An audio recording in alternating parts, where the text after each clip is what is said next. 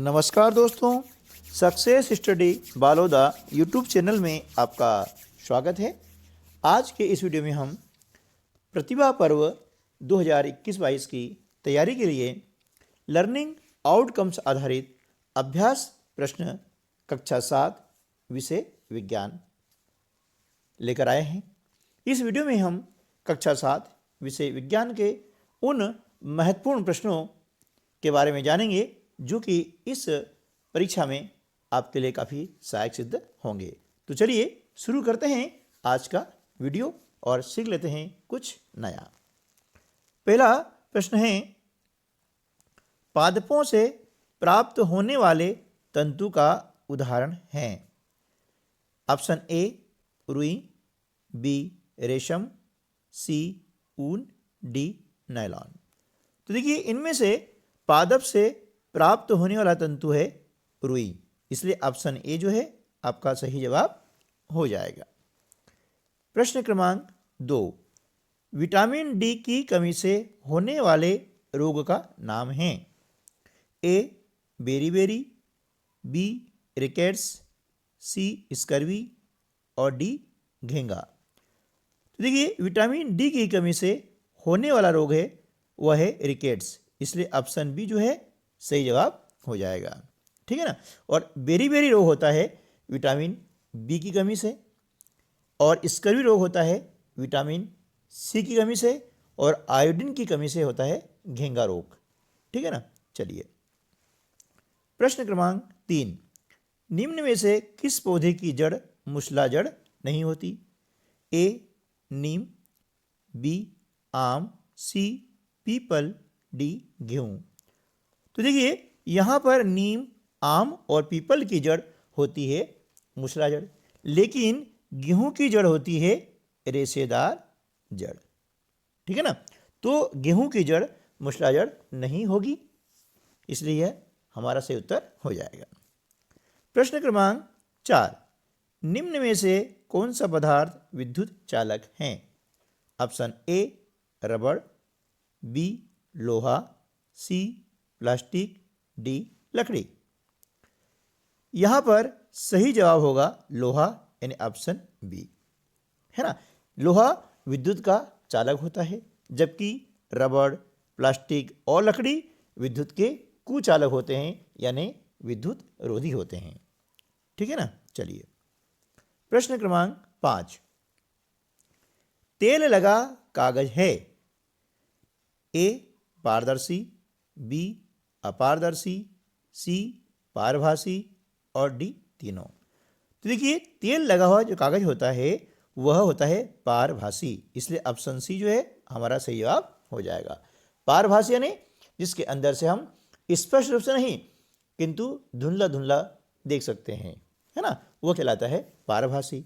पारदर्शी में क्या होता है, किसी भी वस्तु की हम आर पार आसानी से देख सकते हैं। और अपारदर्शी यानी जब हम किसी वस्तु के आर पार नहीं देख सकते हैं, तो ऐसी वस्तु को हम बोलते हैं अपारदर्शी। तो यहाँ पर तेल लगा हुआ कागज क्या है, पारभासी है, इसलिए ऑप्शन सी हमारा सही जवाब होगा। प्रश्न क्रमांक 6, जब कोई वस्तु इस प्रकार गति करती है कि उस वस्तु की किसी नियत बिंदु से दूरी समान रहती है, इस प्रकार की गति कहलाती है। ऑप्शन ए सरल रेखीय गति, बी वर्तुल गति, सी आवर्ती गति और डी कोई नहीं। तो देखिए, जब कोई वस्तु इस प्रकार गति करें कि उस वस्तु की किसी नियत बिंदु से दूरी समान रहती है, तो उसे हम कहते हैं वर्तुल गति। क्या कहते हैं, वर्तुल गति। अगला प्रश्न है प्रश्न क्रमांक 7, मरुस्थल में मुख्य रूप से पाए जाने वाला पौधा है। ए गुलाब, बी गेंदा, सी गुड़हल और डी कैक्टस। तो देखिए, मरुस्थल में मुख्य रूप से पाया जाने वाला पौधा होता है कैक्टस, जिसे हम जो है नागफनी भी कहते हैं। प्रश्न क्रमांक 8, स्वतंत्रतापूर्वक लटका छड़ चुंबक सदैव ठहरता है। ए उत्तर दिशा में, बी दक्षिण दिशा में, सी उत्तर दक्षिण दिशा में, डी पूर्व पश्चिम दिशा में। तो देखिए, जब भी किसी हम चुंबक को स्वतंत्र रूप से लटकाते हैं तो वह हमेशा उत्तर दक्षिण दिशा में ठहरता है। इसलिए यहाँ पर ऑप्शन नंबर सी जो है आपका सही जवाब हो जाएगा। प्रश्न क्रमांक 9, वह खनिज जिसकी कमी से घेंगा रोग होता है।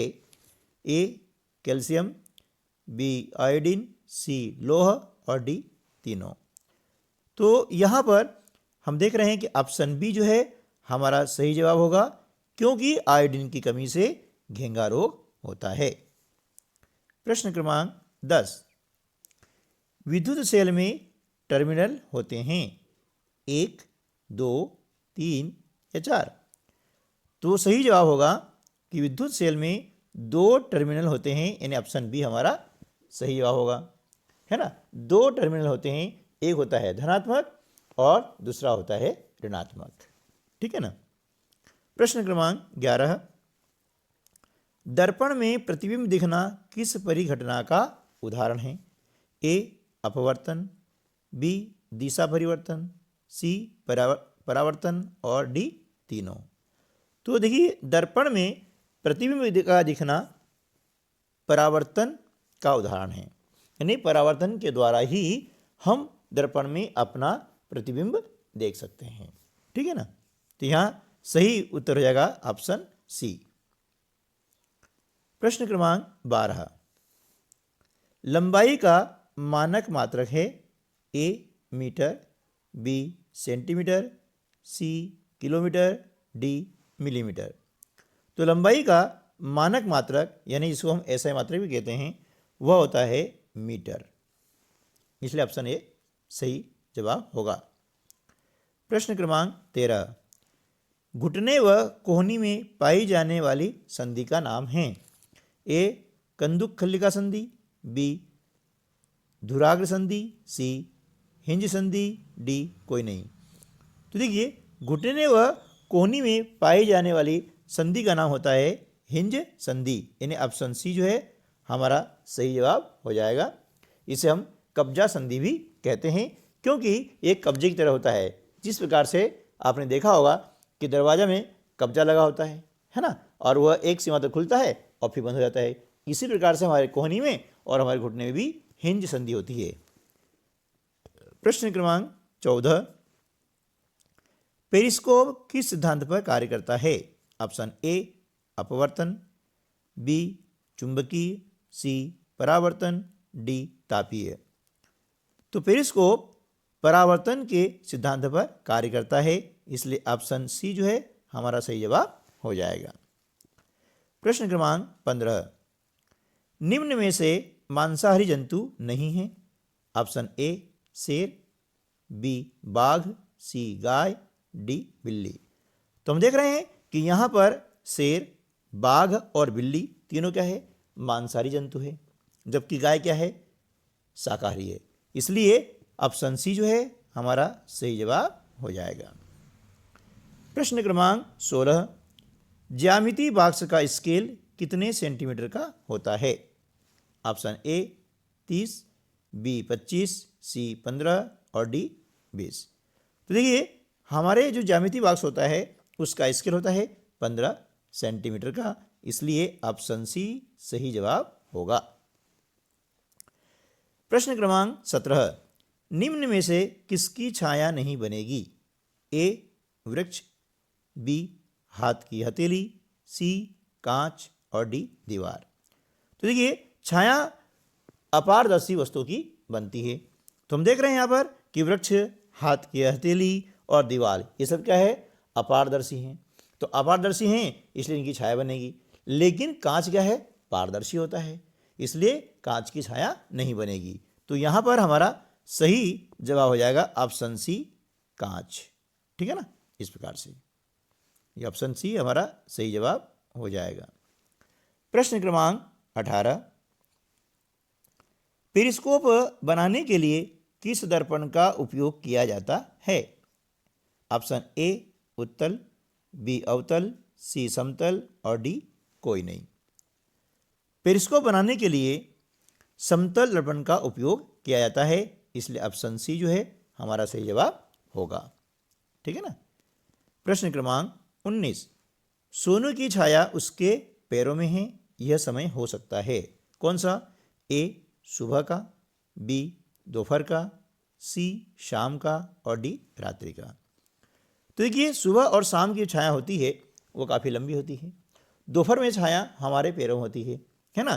तो यहाँ पर सही उत्तर हो जाएगा ऑप्शन बी दोपहर का। ठीक है ना, इस प्रकार से। प्रश्न 20, ऊपर से नीचे गिरते पत्थर की गति है। ए सरल रेखीय गति, बी वर्तुल गति, सी ऊन और डी नायलॉन। अब देखिए ऊपर से नीचे गिरते पत्थर की गति होती है सरल रेखीय गति, इसलिए ऑप्शन ए जो है हमारा सही जवाब हो जाएगा।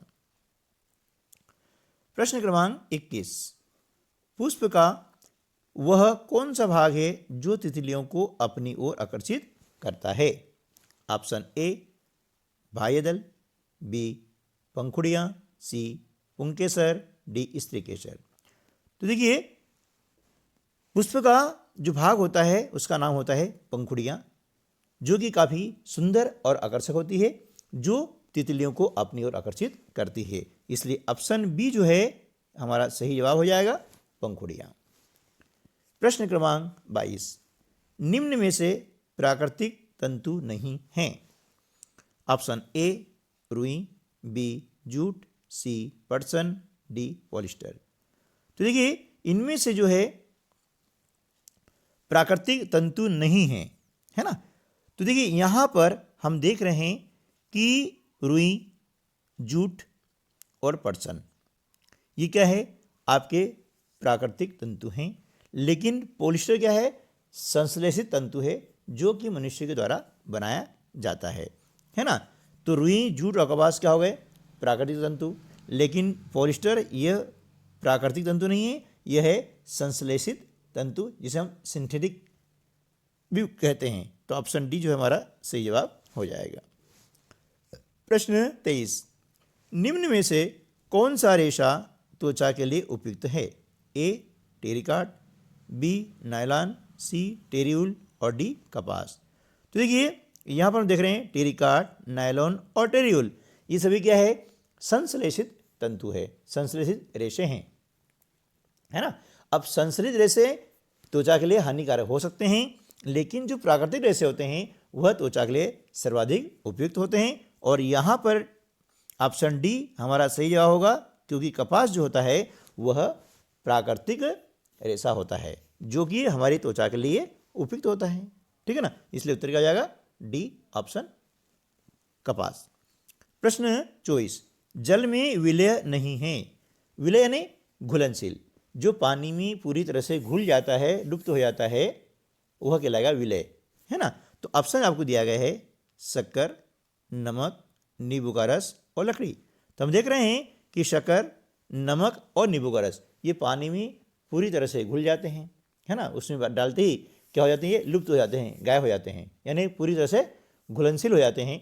जब घुल जाते हैं उन्हें हम कहते हैं विलेय, और जो नहीं घुलते हैं उन्हें हम कहते हैं अविलेय। तो लकड़ी पानी में नहीं घुलती है, इसलिए यहाँ पर जल में विलय नहीं है, और ऑप्शन नंबर डी हमारा सही जवाब हो जाएगा। ठीक है ना। चलिए प्रश्न क्रमांक 25, पेरिस्कोप में उपयोग आने वाले समतल दर्पण एक दूसरे से कितने कोण पर स्थित होते हैं? ए 30 डिग्री, बी 45 डिग्री, सी 60 डिग्री और डी 90 डिग्री। तो देखिए पेरिस्कोप में उपयोग आने वाले समतल दर्पण एक दूसरे से 45 डिग्री पर स्थित होते हैं, इसलिए ऑप्शन बी हमारा सही जवाब हो जाएगा। ठीक है दोस्तों, तो आज की वीडियो में बस इतना ही, मिलते हैं अगली वीडियो में, तब तक के लिए नमस्कार, जय हिंद।